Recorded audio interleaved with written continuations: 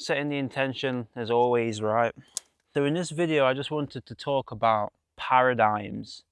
And this kind of goes off the last video I posted, because environment kind of does predict your paradigms, but they are different. What paradigms are is essentially how you see, feel and act towards any given thing, right? So we have paradigms towards food, paradigms towards wealth, paradigms towards how you treat other people, paradigms towards social skills, just paradigms everywhere, right? I like to call them frameworks. So frameworks, paradigms, they're all the same thing. Something that fascinates me is how obviously there's like maybe 8+ billion people in this world right now. So many different people, so many different things going on.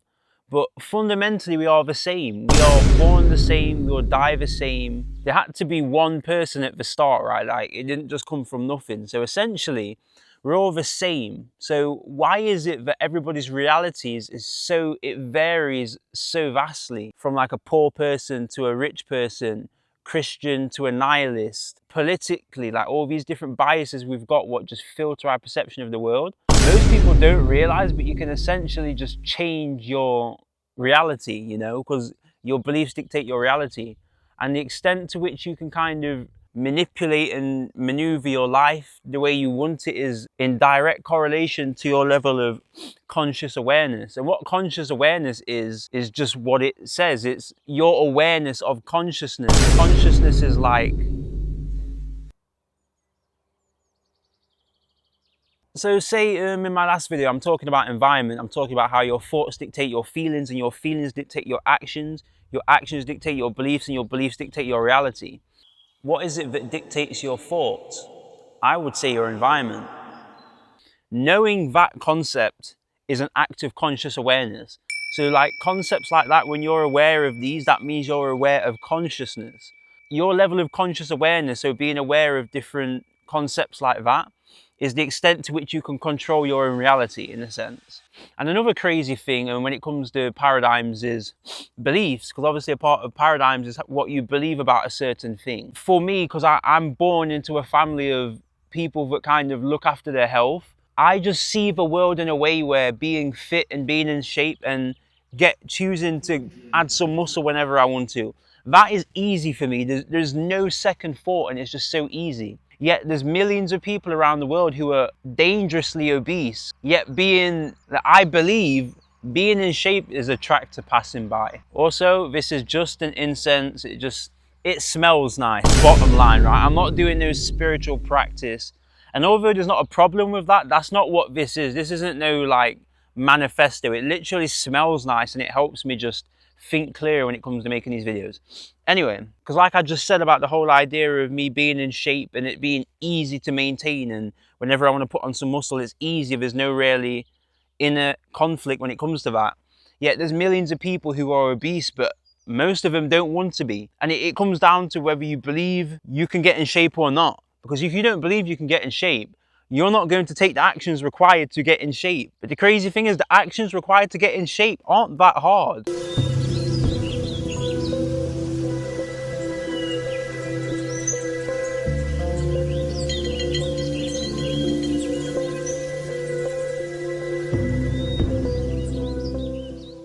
And it gets to a point where they're actually quite fun. Like, I enjoy going to the gym.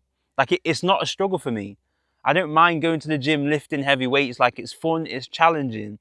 There's nothing about it that's hard. And yet millions of people are out of shape. Another example, like driving. I love the example of driving because when Bob Proctor taught it to me, it just made so much sense, because I was a hard case when it came to driving. Well, if they would relate to something they've already done, driving a car would be one thing.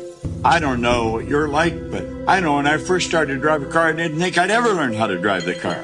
And my mother was teaching me. My mother yelled at me, and I'd yell back, and she'd, "Don't you yell at me, I'm your mother." And I'm trying to figure out how to change gears, let the clutch out at the right time, step on the brake at the right time. Of course, the car's jumping all over the place. And it felt very uncomfortable. It was scary. But then you're not even thinking, you're doing it all on a subconscious level. It's the repetition of doing the thing you're uncomfortable with that you will eventually start feeling comfortable with. And I can't even show you my car, it's literally just over there. It's just over there chilling, it looks pretty. And every time I'm driving, I just, I catch myself being aware of what I'm actually doing, like I'm driving. I'm just grateful because it took me so much effort to learn how to drive. And it's not because the act itself is hard, it's just because my beliefs and feelings and actions towards driving were they were opposite to that of somebody who drives. So it was just a struggle for no reason. I drive now, and I consider myself to be one of the best drivers to ever live, right? I feel like everybody does. But I sit here and I say to like somebody maybe who's 16 watching this who can't drive, like it's not hard to drive. I believe I could go back to when I was 10 years old and teach myself how to drive and learn how to drive. You know what I mean? Because it's literally just beliefs. If I had the same beliefs right now, and I go back to when I'm 10 years old, I can drive. So essentially, you can do anything in this world you believe you can. But obviously you can't just sit here and believe like I'm a quintrillionaire. You can't just do that. It don't make sense. So it's like, what is the gap between belief? I don't even know where I'm going with this. I don't know, it's just crazy. Like for example, using the analogy of driving, making money is the same thing. Like I can't sit here and say making 10,000 a month is hard because I haven't actually done it yet, right? I can imagine vividly that I've got all these weird little thoughts and feelings towards making 10,000 a month right now. But as soon as I get there, and maybe surpass it, get to 20,000, 30,000, 40,000 a month, I will look back at when I was at zero and kind of squabbling around like a headless chicken and just think like, what was I even doing? Like, what was the struggle? What was the strife? Like, you know what I mean? Like, I've wanted to get rich since I was like 8 years old. I literally remember watching the Facebook documentary film or something like that, the Facebook film with Mark Zuckerberg, when it just came out at 8 years old, and I had this like full body experience. I don't know what you describe that because I haven't really looked into spiritual teachings much, but I had this full body epiphany moment that I was going to get rich from 8 years old. And I remember finishing that film and trying to execute on that like feeling and just feeling stuck because I didn't actually know what to do with this desire, if you like. Like I had the desire to get rich, but I didn't know what to do with it. Me back then and me now, I'd like to say that intellectually they're not much smarter, it's just my level of awareness has increased. Like 15-year-old me wanted to get rich, 17-year-old me wanted to get rich. The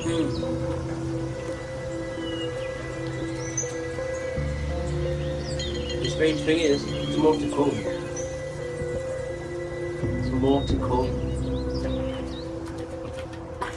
I actually tried to how do I even word this? I tried to start a business when I was 17. Like I had an Instagram, I had a few thousand followers. And what I did is I drew on these t-shirts. Like I don't have any pictures anymore because the weird thing I do is I don't keep memories. Like I've had thousands of pictures in the past and I just delete them, all right? Like pictures of all these different stages in my life, but I don't keep them. But essentially I started a clothing brand. I drew on these t-shirts, like the drawings were really good actually. And so I drew on these t-shirts with a biro, right? Like a marker pen, whatever you call it, a Sharpie if you're from the UK. And I heat sealed them. So I don't think that would prevent them from smudging if you washed it, but in my head it did. And then I got these individual crystals, right? Like maybe like 3 mil, like they're tiny. And so I took hundreds of these crystals and like my mum's tweezers or something, right? And I put them on the t-shirt and they had adhesive backing. And so I ironed them to the t-shirt. So all these t-shirts were hand drawn. They were sick. They were all individual. I made like 20 of them. It took me like a month to make, I swear. Every day after school, all I would do is draw on these t-shirts and just think about how they were going to sell out so quick. And so I listed them at £50, right? And I only ended up selling like 4. And then I remember being mad bummed out about it. I was like, man, it don't work. People don't want my t-shirts. Like, this is crap. I'm never going into business. Well, I didn't say I'm never going into business again, but it was a real kick in the teeth when I didn't sell as much as I wanted to. Like, my expectations weren't met. And I look back at 17-year-old me, obviously I'm no smarter, I'm just a little bit more aware. And I just think like, what a dumbass, right? I had no marketing skills whatsoever. I didn't know anything about commerce. I didn't know anything about sales. I didn't know anything about releasing products.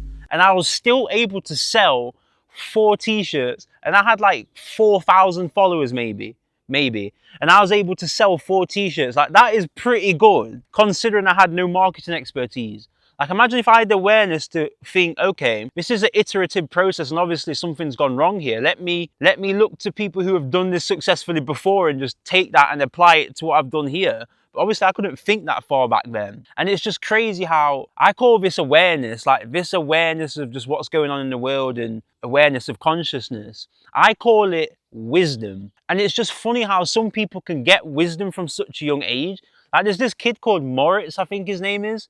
He's like 17 years old and he's a millionaire, a self-made millionaire at 17. And when you listen to that guy talk, he is wise. When you listen to Iman Gaji talk at 16 years old, he's wise. I don't know what causes this wisdom. I want to say, actually, I feel like I do know. Because I'm just thinking of the book now, Outwitting the Devil by Napoleon Hill. And he talks about the idea of, he talks about the idea of wisdom, but he talks about it in using different words. And essentially what he says is people get wise, like most people don't get wise until they're like 40 years old. So the people who have the wisdom from like 15, 16, 17, these are like outliers of outliers, right? Because most people don't actually ever gain wisdom in their life. But if they are to do so, it's usually around when they're 40 years old, according to Napoleon Hill. What causes wisdom is failure. It's that iterative process of failure, like failing. And it says every failure has the seed, like the equal seed. Oh, what does he say? What does Napoleon Hill say in Outwitting the Devil? Damn. He says every failure has the seed of equal advantage or something like that. He's basically saying every failure has like a learning lesson. And if you can see that lesson and apply it to your life, you gain wisdom points, let's say. And so the people who have wisdom are just the people who have failed so many times with like an iterative process and kind of just learned from that failure and added wisdom points. This is what it is. I look at my life and maybe I'm considered somewhat wise, right? Maybe now, because I've had so many failures in my life, so many different negative thoughts and so many different vices and different silly things I had going on, but I just kind of overcame and look back at and just look at myself and think, what was I even on? You know what I mean? People see failure as a bad thing. And so they are scared of failure. So they never get to go through that iterative process, and thus they never actually get to gain that wisdom. And it's a weird cycle. I feel like I'm digressing a bit. I don't know where I'm heading with this right now, but I do want to talk about like one of my past paradigms when I was quitting porn at around 16 years old. I remember quitting it, and then my paradigm was I can't go more than a week without doing the deed, if you like. And so when it got to around a week, I would just have these intense like cravings, like these full body, but it wasn't only the full body cravings, it was like my mind trying to trick me into thinking this is what I actually want to do. So my mind's like, you should do this, it's going to feel good, you're going to feel a sense of relief when you do it, you're going to like benefit from it, like you can't not do it, you know what I mean? And so I kind of tricked myself into doing it every time. And I remember quitting and maybe getting past that point and being able to go a month at a time or whatever, but like withdrawal symptoms looking back is what it was. And I just remember my shield on life being so low. Like I just remember thinking getting through the day is like the toughest thing ever. And I'm kind of, my mind's kind of going to how I can unalive myself. But I'm smart enough to, at the time, to be like, I'm not going to kill myself, but my mind's going there. And so I'm not getting anything done in the day. Like I'm only really doing the activities that give me synthetic amounts of dopamine. So even though I quit the porn, I was kind of just binge watching TV at this point or eating loads of junk food. So I went from one addiction to another in a sense, you know what I mean? I went from one way of coping to another. And so my life view and paradigms and beliefs was what life was hard. And then I'd watch these videos on like NoFap and stuff, and people are talking about how like you're never going to get over it and you're never going to, you know what I mean? Like all these different things what I kind of believed at the time, so I just took it on and reaffirmed it in my paradigm. That's why you've got to be so careful who you listen to, you know what I mean? Like my crazy beliefs and how I'm acting right now is just based off who I'm listening to. Like I'm listening to people who are like, you can do whatever the hell you want. And not only that, you can do it in a quick time frame. Like you don't need to wait 5 years to get successful. You can be successful next year. You can be successful within a month. That's what I'm listening to right now. So it all just comes down to what you're listening to. Like not only is environment, like your friends and your family and your immediate surroundings, I think more important than that, your environment is what you're watching when nobody else is watching you. So when you've got your headphones in at night, or when you've got an idle moment, or when you're on TikTok scrolling, or I don't think most of you guys are watching TikTok, right? Come on. Or when you guys are on Instagram short scrolling, or like whatever you're doing to consume whatever, right? it comes down to what you're listening at these points, I think, more than anything. Like, I remember my reality being completely different based on like what I'm actually consuming, what videos I'm watching and different stuff like that, what information I'm consuming. Because I've never really been that much of a social guy. Like, look at me right now. I don't know where the hell I am. I think in England, I'm like in the middle of the Peak District or something, right? I'm sat on a tree stump in the middle of like, I don't even know what the hell you'd call this. I'm looking in the distance right now, I see a cow. But other than the cow and the sheep right over there, there's no other life form around me. Like, I'm a very isolative guy. Like, I much prefer my own energy. So for people like me, the introverts or whatever you want to call it, whatever you want to brand yourself, right? More importantly is what you're listening to. And so I've come up with a few cool points here. I've been talking for 20 minutes. The whole, oh Jesus, I didn't tighten this properly. Yeah, I wanted to talk here about paradigms, but I feel like I've gone on a few tangents, so I don't know if I'm actually going to post all of this, or if I'm going to chop it up in like a 5-minute clip, or I don't know what the hell I'm going to do. I started getting passionate at some points, and that I felt myself just kind of going hard. I was like, oh wait, I'm spitting right now, you know what I mean? I felt like I was spitting at some point, so I was like, yeah, I'm going hard with what I'm saying. So I hope, I don't know, structurally, I feel like there's no structure there, but I hope my epiphany is helping some way. Look at the settings. Like the scenery is crazy, right? But yeah, I hope my my thoughts and my mind and my subconscious, right? I hope that benefits you in some way, right? I hope I haven't just wasted 20 minutes of your time. But yeah, man, enjoy the rest of your day. Take care. And if you're watching this, you're a legend. That means you've got a good attention span, and TikTok and short form content hasn't ruined you. So congratulations. And look at my car in the distance, talk about that whole idea of paradigms and cars and stuff. Honestly, I'm so grateful for my car, but like, I'm ready to get like a super fast car, like I don't know, like I like Teslas and like supercars and stuff, but I really am grateful for my Corsa. Like, I love my Corsa, man. Let me show you some other stuff. I got my tech fleece there, it's probably infested with bugs. Like, I've been getting loads of different bites on my arm, right? And I've just got my tech fleece lying in the dirt, and I've got my incense bags in the IKEA Ziploc, the magic tree stump, you know what I'm saying? This place is pretty cool, man. Yeah, man, I'm out. Cheers. Peace.